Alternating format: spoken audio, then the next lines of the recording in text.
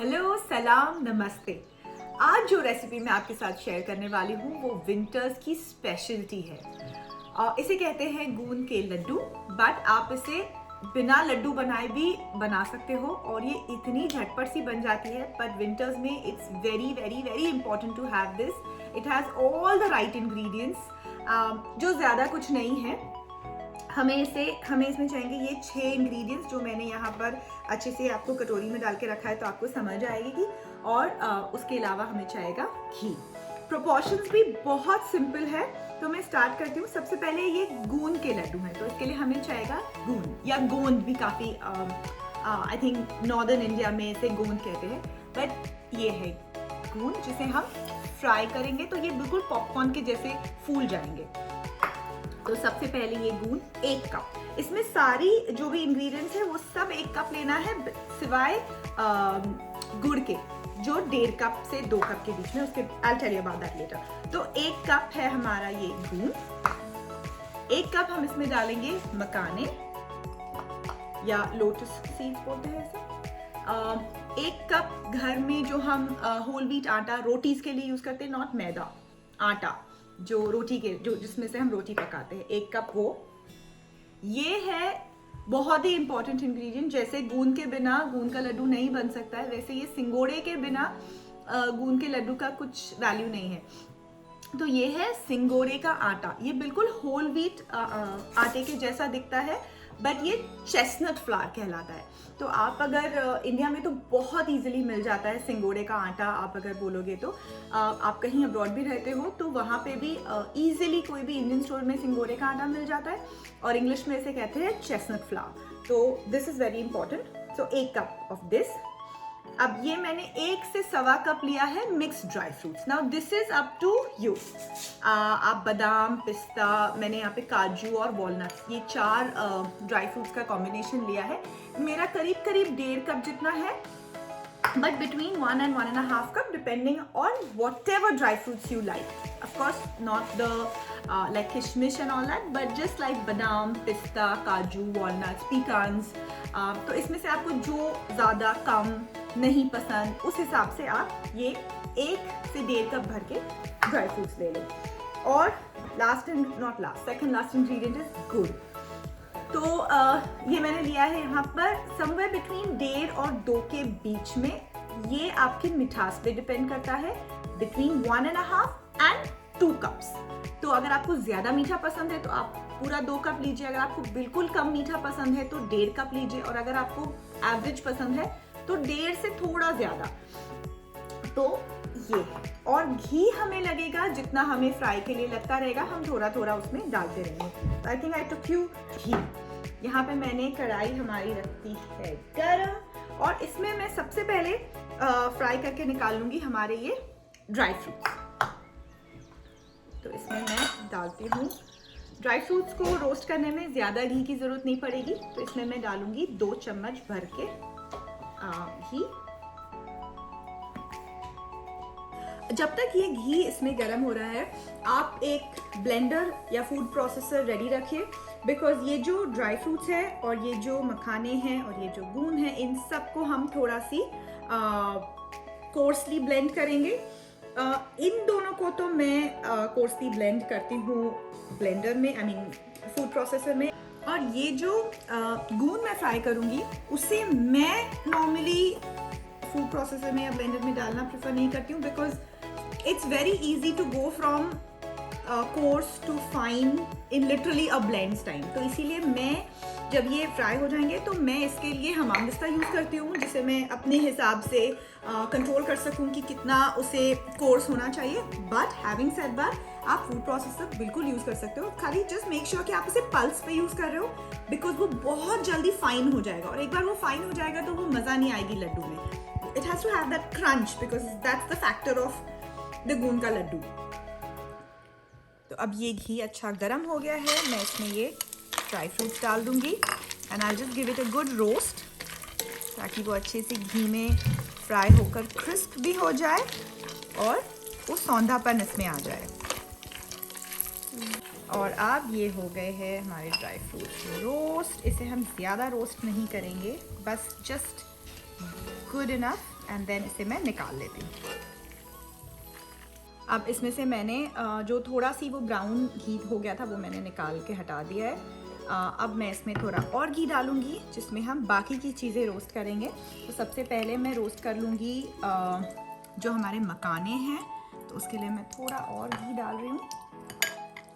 और अब ये घी हमारा अच्छे से हो गया है गरम। अब इसमें मैं ये हमारे जो मखाने हैं वो डाल दूँगी। I just quickly fry them. तो वो और अब ये मखाने अच्छे से हो गए हैं। Can you here that? It become crisp. That's exactly हमें जहाँ तक इसे लेकर जाना है। और अब मैंने ये सारा निकाल लिया है। अब इसमें घी भी ख़त्म हो गया है, तो अब इसमें मैं और 3 चम्मच घी डालूँगी ताकि मैं जो गोंद है उसे फ्राई कर सकूँ। अब ये घी बहुत अच्छे से गर्म हो गया। मेक श्योर कि अगर आप गोंद फ्राई कर रहे हैं तो उसके पहले घी बहुत अच्छे से गर्म हो। एक गोंद डालकर देखिए, ये ऐसे पॉप होना चाहिए। अगर आप इनफ तक वेट नहीं करोगे घी गर्म होने का तो वो बराबर से फ्राई नहीं होगा और द गोंद विल नॉट बिकम क्रिस्पी, तो अंदर से वो स्टिकी रह जाएगा। और अब मैं इसमें डालूँगी थोड़ा सी गोंद। इसे छोटे छोटे बैचेस में फ्राई करिए, बिकॉज वो तभी अच्छे से उसके पास जगह होगी पूरा ब्लोट होने के लिए। And that's it. इसे ऐसे थोड़ा थोड़ा करके हम फ्राई करते जाएंगे और एक बड़े बर्तन में निकालते जाइए, बिकॉज ये अब ये देखिए एक का गोंद जो था वो बढ़कर इतना हो गया। And can you here become nice and crispy and this is exactly हमें जैसा ये चाहिए। मैंने बादाम पिस्ते सबसे पहले इसीलिए फ्राई किए थे ताकि वो थोड़े ठंडे हो जाए, बिकॉज अगर हम उसे गरम में चॉप करने जाएंगे तो वो बटर बन जाएगा। तो दैट्स वाई ये यहाँ पर ठंडे हो रहे हैं, मखाना ठंडा हो रहा है और जब तक ये गोंद भी यहाँ पर फ्राई होकर के हम इसे थोड़ा ठंडा होने के लिए रहने देंगे। जब तक हमारा ये जो घी है मैं इसमें से मैं ये थोड़ा सी बाकी इसे मैं निकाल दूंगी बिकॉज ये गंदा हो गया है। और इसमें मैं फ्रेश घी डाल करके ये 2 आटे रोस्ट करूँगी। मैंने डाला 1 फ्रेश चम्मच घी का और इसे जैसे ये थोड़ा गर्म होगा, इसमें आटे को जब हम फ्राई करेंगे तो मेक श्योर घी एकदम ज़्यादा गर्म नहीं हो, बिकॉज फिर वो जलने लगेगा। तो मैं इसे थोड़ा इसकी आंच स्लो करती हूँ ताकि ये घी स्लो पे मेल्ट हो और एकदम हाई हीट नहीं हो जाए। अब बाकी सब चीज़ें हमने अलग अलग रोस्ट करी, बिकॉज सबके रोस्टिंग का टेम्परेचर अलग होता है, सबको ग्राइंड करने का मेथड अलग होता है। बट ये जो 2 आटे हैं वो दोनों को आप एक साथ रोस्ट कर सकते हो, बिकॉज ये दोनों ही आटे हैं and they need the exact similar kind of temperature and वो साथ ही साथ अच्छे से रोस्ट भी हो जाएंगे। अब आपको oh my god, I can't tell you कि इसकी कितनी अच्छी खुशबू आ रही है और ये भुनने के बाद कुछ ऐसा दिखेगा।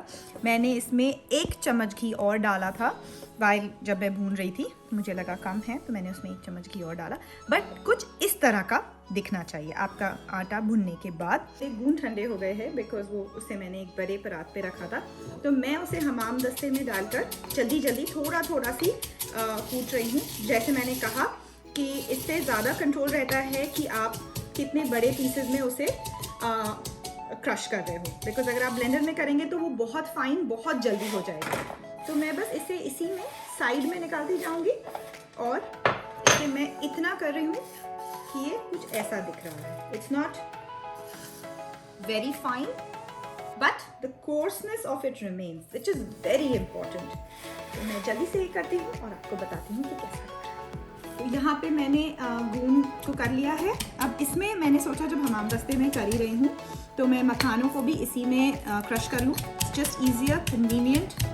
तो मैंने मखानों को भी इसमें ही थोड़ा सी क्रश कर लिया है। ये रहे थोड़े से मखाने जो हो चुके हैं, इफ़ यू कैन सी। तो ऐसे आधे आधे करके करती हूँ सो दैट जल्दी जल्दी हो जाए।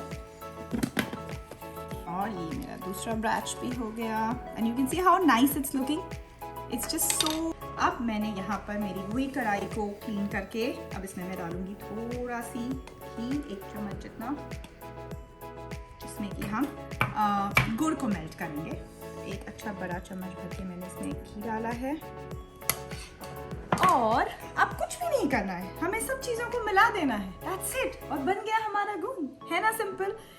सिर्फ ऐसा लगता है एकदम ओवरवेलमिंग कि अरे गूंद बनाना बहुत डिफ़िकल्ट है, इसके लिए ये चाहिए वो चाहिए। एक्चुअली ज़्यादा कुछ ऐसे डिफ़िकल्ट नहीं है। अगर आप इजी रेसिपी से बनाएंगे तो जल्दी से बन भी जाता है। ये रेसिपी मेरी मम्मी की है एंड मेरी मम्मी हमेशा विंटर्स में ये बनाती थी और अभी भी बनाती है। और तो हमेशा ही वो विंटर्स में फटाफट किचन में जाती थी और जल्दी से बना करके she gets it. Even now she sends it to me, वो लड्डू बना के। अभी मैं उन्हें कहती हूँ कि लड्डू मत बनाओ, बहुत डिफ़िकल्ट होता है, तो मैं खुद ही बना लिया करती हूँ घर पर। तो बट ये recipe is the simplest form of गूंद का लड्डू, तो यू मस्ट ट्राई इट। तो ये घी जैसे ही थोड़ा गर्म होगा, अब यहाँ पर आपको सिर्फ ये ध्यान रखना है कि जब ये गुड़ मेल्ट होता है आपको वैसे ही इसे गैस पे से उतार देना है। स्लो या ऑफ नहीं करना, उतार देना है गैस पे से। तो ये घी थोड़ा मेल्ट हुआ है, अब मैं इसमें डाल दूंगी ये जो हमने गुड़ लिया है और इसे सिर्फ नाम बराबर मेल्ट करना है, कुछ पकाना वकाना नहीं है। अगर आप गुड़ को पकाने बैठोगे या ज़्यादा गर्म कर लोगे तो होगा ये कि वो बन जाएगी चिक्की और आप बोलेंगे कि भाई ये तो क्या बनाया आपने, चिक्की बन गई, मैं तो गुड़ पापड़ी मैं तो गूंद के लड्डू बनाने गई थी। अच्छा, अनदर थिंग इज़ दैट अगर आपको इसे लड्डू वड्डू नहीं वारना है, उसमें डिफ़िकल्ट होता है, टाइम लगता है, तो आप ऐसे ये बनने के बाद एक जार में भर कर रख सकते हो और आप ब्रेकफास्ट टाइम पे थोड़ा थोड़ा सुबह निकाल करके सबको दे सकते हो प्लेट्स में। It's very nice, very healthy to eat with दूध का एक ग्लास अगर आप दो और अगर एक पोर्शन ऑफ ये गूंद दे दो, बहुत ही हेल्दी होता है। अच्छा, अगर आपको सेकेंडली कि कुछ बनाना है, ऐसे जार में भर के नहीं रखना है लेकिन लड्डू बनाने को प्रॉब्लम आ रही है, तो आप एक थाली लो और जब ये पूरा बन जाएगा तो उसे थाली में सेट कर लो। सेट करने के बाद फ़ौरन ही उसमें छुरी से ऐसे मार्क्स कर दो तो वो बर्फ़ी के जैसे बन जाएगा। शेप से क्या फ़र्क पड़ता है, right? It's all about how it tastes. तो बस that's the whole think of it. अभी मैं यहाँ पर वेट कर रही हूँ कि गुड़ ज़रा सी मेल्ट हो जाए तो मैं इसे उतार। तो बस ये ऑलमोस्ट मेल्टेड है, थोड़े एक दो पोर्शंस रह गए, उसे मैं चूल्हे से हटा करके मेल्ट करूँगी बिकॉज मुझे इसे थिक नहीं करना है। जैसे ही मैंने इसे चूल्हे से भी हटाया, इसकी जो रेसिजुअल हीट है उसमें ही ये जो एक दो पीसेस ऑफ गुड़ है वो मेल्ट हो जाएंगे और बस इसके अंदर हम डाल देंगे हमारा सारा सामान। ये गया इसमें आटा और ये गए इसमें हमारे मखाने और गुड़।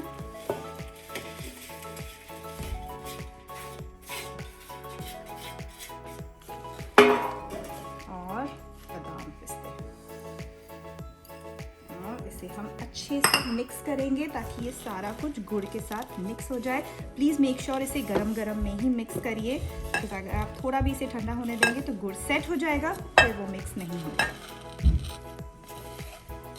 अब ये हो गए हैं मिक्स और ये गरम गरम में ही, ज़्यादा गरम नहीं होता है बिकॉज सिर्फ गुड़ गरम था, राइट? बाकी सब चीज़ें तो ठंडी हो चुकी थी। तो दैट्स इट, हम इसे इस तरह से लड्डू का शेप देते जाएंगे और इसे रखते जाएंगे। ये बन जाएंगे हमारे गूंद के लड्डू। मैं ये जल्दी जल्दी बना लेती हूँ और फिर आपको बताती हूँ कि कैसे लग रहे हैं। ये बन गए हैं मेरे गूंद के लड्डू। ये थोड़े रस्टिक ही बनते हैं, मतलब ये बिल्कुल फॉर्मल राउंड शेप बिल्कुल वैसे नहीं बनते। मैंने तो अंदाजे से बनाए थे, थोड़े कुछ बड़े कुछ छोटे बने हैं, पर हमें घर में ही खाना है, किसी को सर्व नहीं करना है तो चलेगा। तो इतने सारे बन जाते हैं। अगर विंटर्स में आप ये 2 बैच बनाओगे तो ईजिली आप पूरा 3-4 महीने का विंटर्स निकल सकता है। It's very very healthy to eat. मैं अभी फ़िलहाल बहुत फ्रेश है तो it's still very soft, but मैं आपको टेस्ट करके एक बताती हूँ कि कैसा लग रहा है।